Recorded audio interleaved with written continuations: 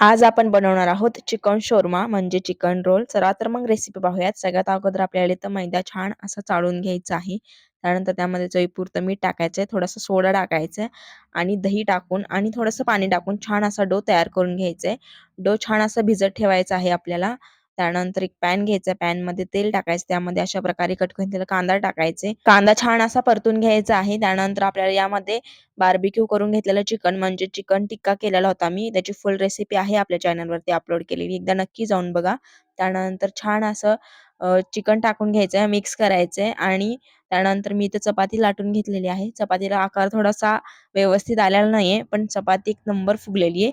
म्हणजे मी इथं मैद्याची चपाती करून घेतली, जो मगाशी आपण भिजत ठेवलेला मैदा होता ना त्याची. त्यानंतर यावरती मी तंदुरी सॉस टाकलेला आहे आणि त्यानंतर मेयोनीज टाकलंय. छान असं चपातीला सगळीकडून लावून घ्यायचंय. त्यानंतर आपण जे कांद्याचं आणि चिकन टिक्क्याचं सारण करून घेतलेलं होतं ते टाकायचं आहे. वरून थोडंसं मेयोनीज टाकायचंय आणि अशा प्रकारे पॅनला बटर लावून छान असं भाजून घ्यायचं आहे दोन्ही साइडनी आणि छान असा आपला चिकन शोरमा म्हणजे चिकन रोल तयार आहे. एकदा नक्की ट्राय करून